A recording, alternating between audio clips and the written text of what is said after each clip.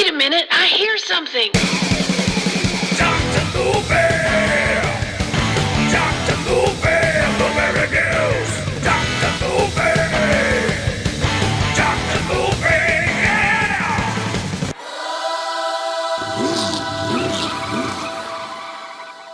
What's going on, everybody? Welcome back to another episode of your favorite podcast on wheels, Dr. Movie.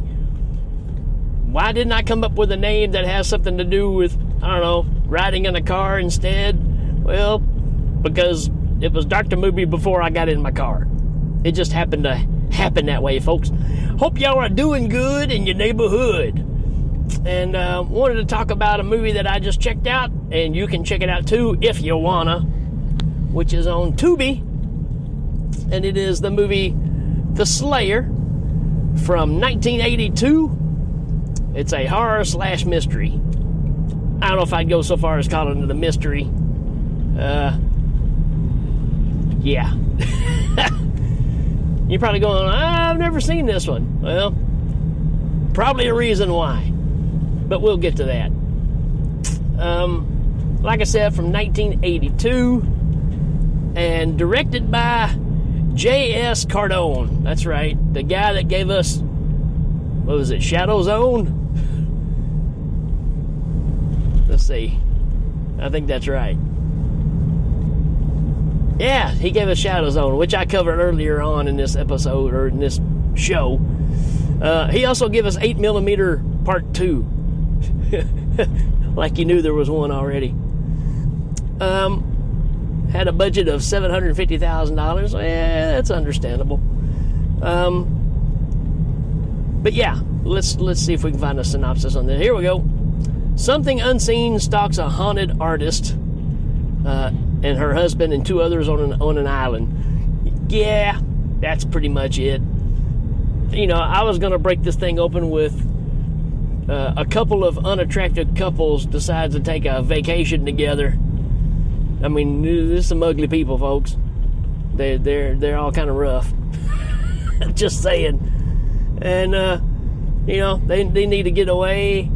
And this one lady is an artist, and you know, she keeps seeing things on the island that she's like, I've been here before. I know it's going to happen. Yada yada. Right? Nothing groundbreaking here. Probably in '82. If this actually came out in '82, it might have been a little ahead of its time as far as that kind of concept, but I don't know. If it is, we'll give it credit. If not, then, you know, it just falls in one of those categories of, oh, well, okay. So, let's talk about some cast people. Carol Cottonbrook plays Brooke. How convenient. You got her and Alan McRae were both in several of these movies together that our director has made. So they've all kind of worked together as a group through a lot of these years. As a matter of fact, I think she was even in Shadow Zone too. Says she's a film producer. She's known for The Covenant, The Slayer, and Alien Hunter. Well, and she is married to J.S. Cardone. There you go. Got to have my wife in the film, right? That's just kind of how that works. That didn't work out for Argento, did it? Well, I did for a while. We got Alan McRae, who is also in... Oh, he was in the Three Ninjas movies. He was in Three Ninjas and Three Ninjas Kick Back. Stick that in your pipe. Ivy Jones stars as... Who does she play? Kay's mother. Yeah. Who cares? We got Newell Alexander plays Kay's father. We got... Yeah, it don't matter. Carl Cranes plays the Slayer. So he gets a screen time of, I don't know, 20 seconds? Just saying. So yeah, these two couples, obviously they're friends. They go and hang out all the time, and they go and they take a trip to this island on a little small plane, and it's a very concealed, secret island. They've got a friend that owns some property on this place, and they're going to go stay there, and there's just a few people that actually live on this island, but the rest of it is just wide open.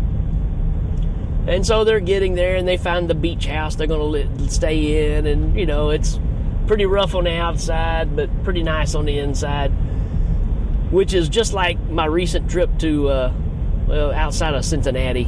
We went up close to Cincinnati and didn't stay in the best part of town, and did one of those kind of B&B kind of places. And this is obviously an old 2-story converted apartment building that when you pull up to it, there wasn't even any numbers on the outside of it, so you couldn't tell which one was which. And not even, I don't know, 50 yards away from us, when we pulled up, there was a gas station. There was like 4 or 5 cops, and they had people on the ground. And so I was like, all right, nice neighborhood, right? But when we opened up the door, wow, it was really cool on the inside. And that's kind of the story you get here with these guys. They open up the door and they're like, wow, this is really cool. And, you know, they start doing your typical things. The one guy, you know, the girl is like, you know, wishes her husband would be romantic, but he's all about fishing because, you know, he's a man.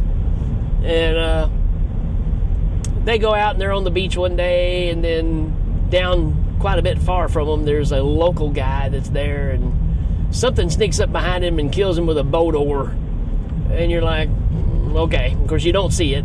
Actually, I'm going to tell you, it looks like our main character. I forgot her name. Let's see. Sarah Kendall.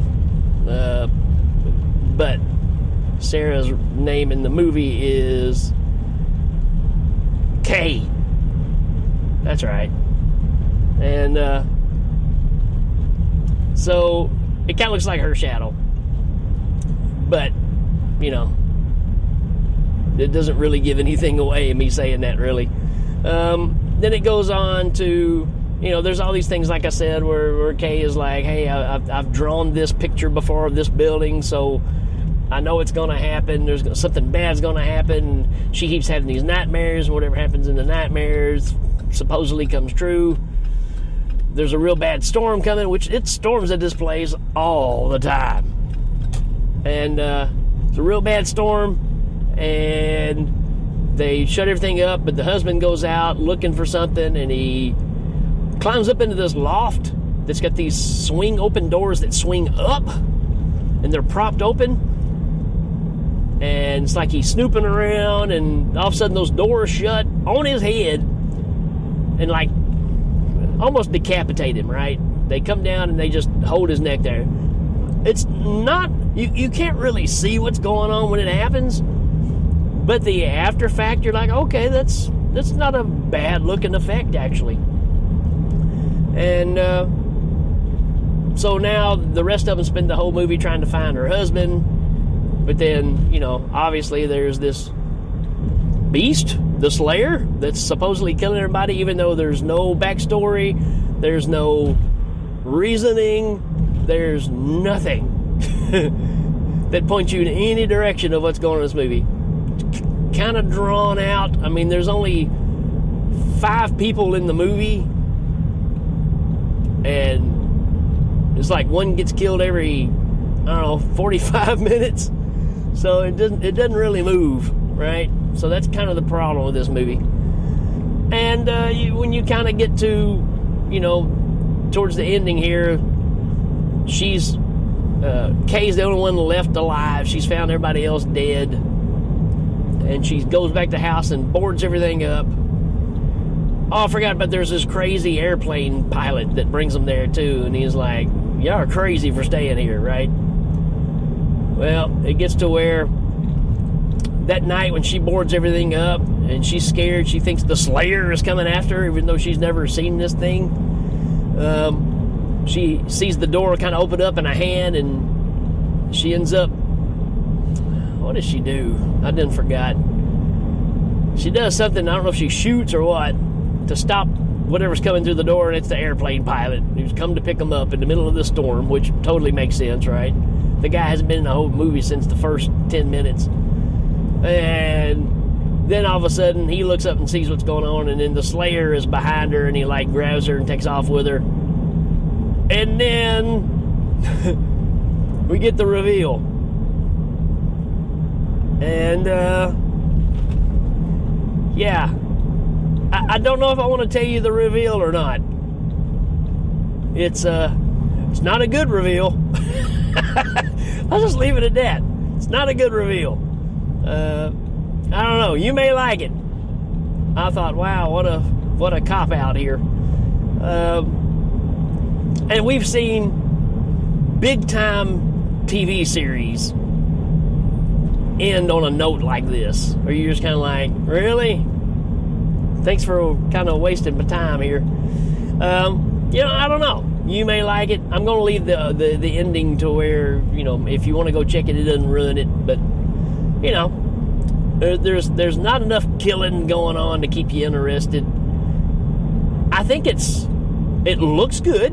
I mean, I think the movie looks good as far as the presentation of it and everything. It seems to be directed pretty well. The acting's okay.